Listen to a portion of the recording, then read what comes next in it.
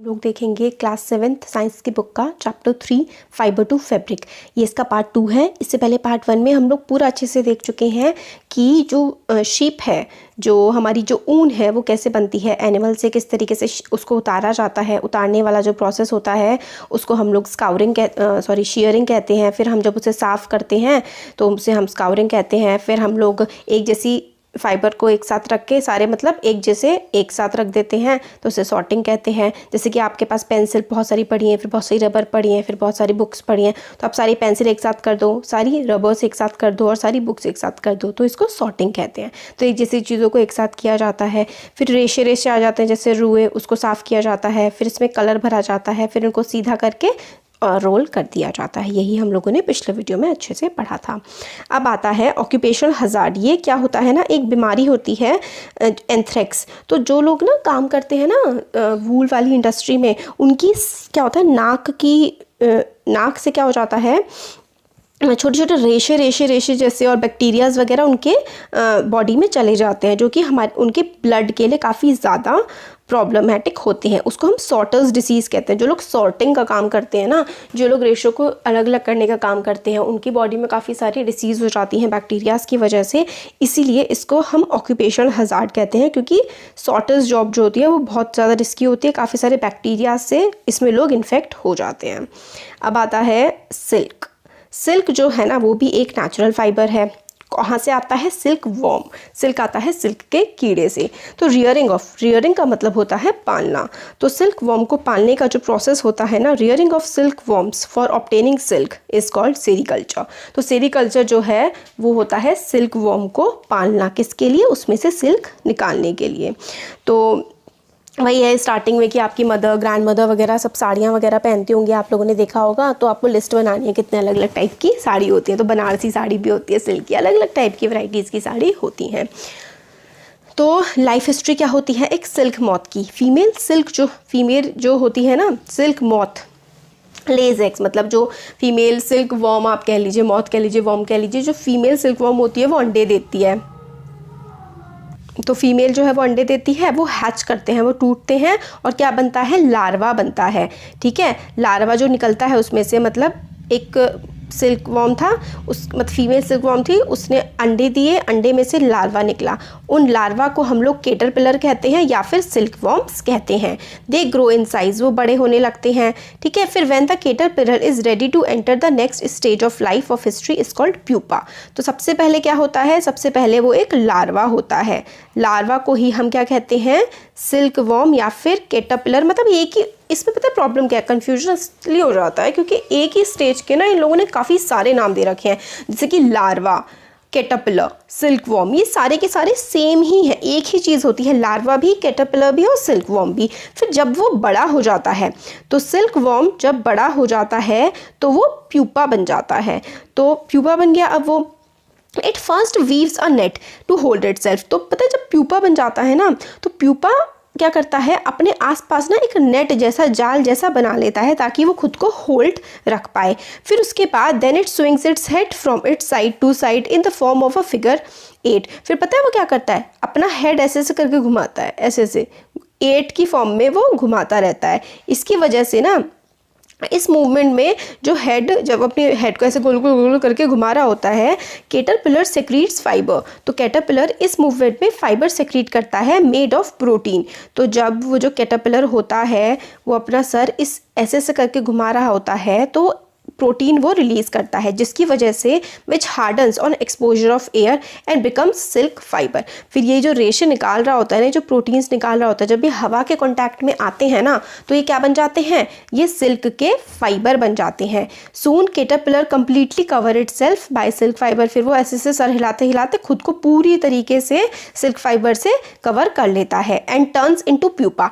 तो जो कैटरपिलर है वो प्यूपा कब बनता है? वो प्यूपा बनता है सबसे पहले तो वो एग होता है, एग के बाद वो लार्वा या कैटरपिलर बनता है। फिर जैसे ही वो कैटरपिलर बनता है ना, तो वो ना क्या करने लगता है, अपने सर को ना ऐसे ऐसे करके गोल गोल एट की फॉर्म में क्या करता है, घुमाता रहता है। तो ना एक प्रोटीन रिलीज हो रहा होता है ऐसा करने से। वो प्रोटीन हवा के कांटेक्ट में आने के बाद कैड़ा हो जाता है और पूरी एक लेयर सी, कवरिंग सी बना देता है सिल्क के फाइबर की। और फिर जब वो ऐसा कर रहा होता है ना, तो वो किस में कन्वर्ट हो रहा होता है, तब वो प्यूपा में कन्वर्ट हो रहा होता है। फिर फर्दर डेवलपमेंट जो होता है ना प्यूपा से वो मॉथ बनता है, कंटिन्यूस इनसाइड द कुकून। तो कुकून क्या होता है, तो वो खुद को जिस चीज़ से कवर, प्यूपा खुद को जिस चीज़ से कवर कर लेता है ना, जैसे कि सबसे पहले क्या था, सबसे पहले वो अंडा था, एग था, एग के बाद वो 3 नाम आते हैं, ठीक है, होता एक ही मतलब है, लार्वा बनता है, या फिर आप उसे सिल्क वॉर्म भी कह सकते हैं, या फिर आप उसे कैटरपिलर भी कह सकते हैं। जब वो कैटरपिलर, सिल्क वॉर्म या लार्वा, इन ये तीनों चीज़ें, तीनों क्या एक ही चीज़ होती है, ये बन जाता है तो उसका साइज़ थोड़ा सा बढ़ने लगता है और वो नेक्स्ट स्टेज में पहुंचने लगता है। किस तरीके से पहुंचता है, वो अपने सर को ना ऐसे ऐसे करके गोल गोल गोल गोल करके हिला रहा होता है। जब वो ऐसे हिला रहा होता है ना, तो एक प्रोटीन सेक्रीट कर रहा होता है। जब वो हवा के कॉन्टेक्ट में आता है ना वो प्रोटीन, तो सिल्क फाइबर बनता है और काफ़ी हार्ड सी कवरिंग वो अपने ऊपर बना लेता है। तो जब वो ऐसी हार्ड सी कवरिंग हो जाती है ना, तब सिल्क वॉर्म क्या बन जाता है, प्यूपा बन जाता है। और ये जो कवरिंग होती है, जो मतलब सिल्क वॉर्म के बाहर की पूरी जो कवरिंग होती है ना, इस कवरिंग को हम कुकून बोलते हैं। कवरिंग का नाम कुकून होता है। और जब सिल्क वॉर्म के ऊपर कवरिंग आ जाती है तो हम उसे प्यूपा बोलते हैं, और कवरिंग का नाम होता है, जो वो कवरिंग अपने ऊपर बनाता है, वो होता है कुकून। तो जो फर्दर डेवलपमेंट होता है ना प्यूपा का, प्यूपा से वो क्या बनता है, प्यूपा से वो बनता है मॉथ, ठीक है। तो प्यूपा से मॉथ जब उसका डेवलपमेंट हो रहा होता है तो किसके अंदर हो रहा होता है, कुकून, जो उसके बाहर की कवरिंग है ना, सिल्क फाइबर की जो कवरिंग होती है, उसके अंदर उसका डेवलपमेंट हो रहा होता है। और डेवलपमेंट होने के बाद वो मॉथ बन जाता है। Silk fibre are used for weaving silk cloth. Silk fibre का इस्तेमाल होता है सिल्क के क्लॉथ को बनाने के लिए। क्या आप लोग इमेजिन कर सकते हैं, भाई बहुत ज़्यादा कुछ नहीं है, सिंपल सा है कि सिल्क फाइबर जो है काफ़ी ज़्यादा सॉफ्ट होता है मगर बहुत ज़्यादा ताकतवर होता है। स्टील के बराबर सॉफ्ट बहुत होता है मगर स्टील के जितना ताकतवर होता है।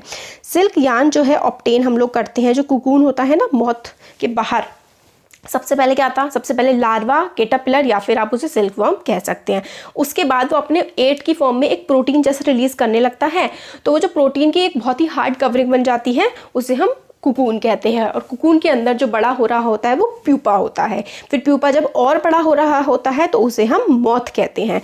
फिर क्या होता है, फिर धीरे धीरे क्या होने लगता है कि वो सिल्क का फाइबर जो कुकून है वो स्ट्रॉन्ग होने लगता है। फिर उसे पानी में गर्म करते हैं, अभी हम आगे पूरा देखेंगे। फिर वो सिल्क फाइबर बन जाता है। तो यहाँ पे ये बताया गया कि अलग अलग टाइप के सिल्क होते हैं जिनका टेक्सचर बिल्कुल अलग होता है, दिखने में अलग होते हैं। किसी में शाइन होती है, कोई रफ होता है, तो कोई कोर्स होता है, कोई स्मूथ होता है, कोई शाइनी होता है ना। बहुत सारे अलग अलग टाइप के सिल्क होते हैं। तो हमें नाम याद रखने हैं। तस्सर सिल्क हो गया, मूगा सिल्क हो गया, कोका सिल्क हो गया, है ना। Are obtained from cocoons spun by different types of moth. तो अलग अलग टाइप के मॉथ होते हैं, एक ही टाइप का नहीं होता। जैसे बहुत सारे टाइप के कुत्ते होते हैं, बहुत सारे टाइप की बिल्ली होती हैं, इसी तरीके से बहुत सारे टाइप के सिल्क वॉर्म्स भी होते हैं। मोस्ट कॉमन जो मॉथ है वो है mulberry silk moth. Silk fibre from the cocoon of the moth. Silk fibre जो निकलता है मॉथ के कुकून से वो काफ़ी सॉफ्ट होता है, काफ़ी लश्चरस, चमकदार होता है, चमकदार, इलास्टिक होता है। आप उसे खींच सकते हैं और उस पर आप बहुत सारे कलर्स लगा सकते हैं। सेरीकल्चर जो है और कल्चर ऑफ सिल्क वॉर्म हमारे देश में काफ़ी ओल्ड ऑक्यूपेशन है, कई सालों से ये काम किया जा रहा है हमारे देश में। तो जो सिल्क वॉर्म के पालने को हम क्या कहते हैं, जब सिल्क वॉर्म कोई पालता है उसको हम सेरीकल्चर कहते हैं। अब आगे जो है ना वो हम लोग देखेंगे from cocoon to silk. Cocoon से सिल्क कैसे बनती है, इससे पहले ये देख लेते हैं कि इंडिया में जो है ना वुमेन्स आर सिग्निफिकेंटली, काफ़ी सारे वुमेन जो है इस इंडस्ट्री में काफ़ी ज़्यादा इन्वॉल्व हैं। काफ़ी सारे वुमेन इस सिल्क इंडस्ट्री में काम करती हैं। रियरिंग ऑफ सिल्क मतलब सिल्क वॉर्म को पालना, फिर उसकी रीलिंग करना, फिर कुकून से सिल्क फाइबर बनाना, ये एंटरप्राइज काफ़ी सारे मतलब नेशन की इकोनॉमी में, नेशन को, हमारे देश के को पैसा कमाने में काफ़ी ये मदद करती है। और चाइना वर्ल्ड में सबसे ज़्यादा सिल्क प्रोड्यूस करता है, बट इंडिया भी काफ़ी ज़्यादा अमाउंट में सिल्क बनाता है। अब आगे जो है ना ये बहुत इंपॉर्टेंट है, from cocoon to silk. Cocoon हम लोगों ने देख लिया था, ठीक है। कुकून जो है बाहर वाली कवरिंग होती है, उससे सिल्क कैसे बनती है। अब ये हमें देखना है। तो for obtaining silk, silk obtain करने के लिए मॉथ्स को हम लोग पालते हैं, and their cocoons are collected to get silk thread, फिर उसके कुकून हम लोग ले लेते हैं और सिल्क के धागे बनाते हैं। अब आता है rearing silk worm, silk worm को पालना। एक जो फीमेल सिल्क मॉथ होता है ना, वो अंडे देता है हज़ार, मतलब हंड्रेड्स, मतलब कई सौ अंडे वो देता है एक ही बार में, मतलब सॉरी देती है, कई सौ अंडे देती है एक बार में।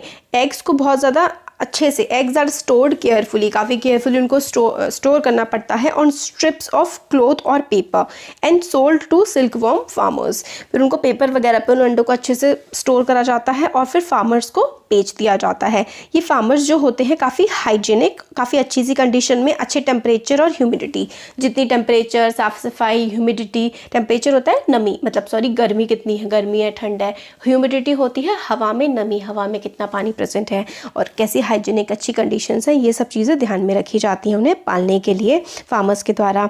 एग्स जो हैं उनको सूटेबल टेम्परेचर पे गर्म करते हैं ताकि जो लार्वा है उसमें से अंडे, मतलब अंडे में से लार्वा मतलब सिल्क वॉर्म निकल सके। और ये कहाँ पर होता है, मलबरी ट्रीज़ पर, वेरी इंपॉर्टेंट, मलबरी ट्रीज़ पर ही ये जो है बाहर निकलते हैं अंडे से, क्योंकि काफ़ी सारी जो लीव्स होते हैं ना, ये जो खाना होता है ना, सिल्क वॉर्म मलबरी लीव्स ही खाते हैं।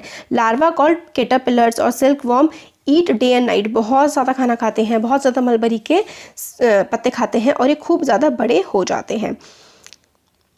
डिस्कवरी ऑफ सिल्क के बारे में बताते हैं कि डिस्कवरी जो है ना वो चाइना में हुई है। ऐसा माना जाता है कि जो वहाँ की रानी थी, मतलब जो वहाँ का राजा था ना, वो ये सोचता था कि मलबरी के पत्ते कौन इतने ज़्यादा ख़राब कर देता है, तो उन्होंने रानी को टास्क दिया कि आपको ध्यान देना है कि मलबरी के पत्ते कैसे ख़राब होते हैं। तो वो ध्यान देने लगी। फिर एक बार वो बैठी हुई थी, तब उन्हें पता लगा कि भाई कोई कीड़े टाइप के हैं जो उसे खा रहे हैं। फिर एक दिन वो चाय पी रही थी बैठ के, तो उनकी चाय में मलबरी, मतलब ये जो है ना सिल्क वॉर्म गिर गया, तो उन्होंने देखा कि धागे जैसे खिंच रहे हैं और तब सिल्क की इन्वेंशन हो गई चाइना में। फिर लार्वा जो था ना हमारा, लार्वा को काफ़ी दिनों तक रखा जाता है, कहाँ पर, बेम्बू, बेम्बू जो है ना हमारे नॉर्थ ईस्ट में बहुत ज़्यादा होते हैं, बेम्बू की ना ऐसे करके ट्रे टाइप की बना देते हैं, फ्रेशली चॉप्ड छोटे छोटे से बेम्बूज होते हैं, उसमें लगभग 25 से 30 दिन तक कैटरपिलर को रखा जाता है। फिर धीरे धीरे कैटरपिलर खाना खाना बंद कर देता है और इनके अंदर कहीं पर जाकर के चुपचाप बैठ जाता है, ट्रे में जाकर के घुस जाता है और इन ट्रेज में से एकदम वो चिपक टाइप का जाता है। और ये जो ट्रेज हैं जो कि मेनली बम्बू की बनी हुई होती हैं, बैम्बू की, इसमें सिल्क वॉर्म और ज़्यादा फिर डेवलप होना शुरू हो जाता है। फिर आता है processing silk. Pile of cocoons is used for obtaining silk fibres. फिर बहुत सारे कुकून्स जो होते हैं ना, कुकून्स के बाहर सिल्क फाइबर ही तो लगा होता है, वो जो प्रोटीन होता है वो सिल्क फाइबर ही रहता है।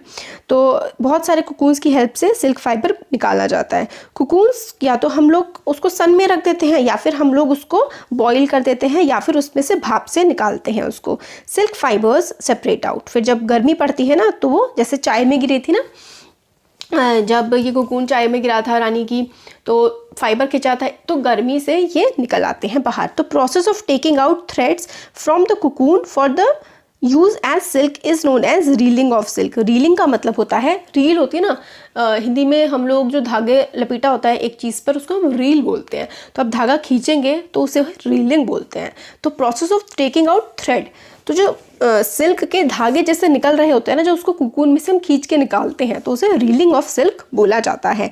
Reeling is done in special machines. काफ़ी स्पेशल मशीन्स में रीलिंग की जाती है। Which unwind the thread. Unwind का मतलब होता है उस पर से खींच लेता है सिल्क में से fibre. Silk fibre are then spun. फिर उनको जोड़ा जाता है, थ्रेड्स बनाए जाते हैं और फिर सिल्क का क्लॉथ बनाया जाता है वीवर्स के द्वारा। तो ये हमारा चैप्टर का एक्सप्लेनेशन हो गया है कंप्लीट। कैसा लगा वीडियो आपको ज़रूर बताइएगा। अच्छा लगा तो लाइक करिए, चैनल को सब्सक्राइब करिए, अपने फ्रेंड्स के साथ भी शेयर करिए। Thank you.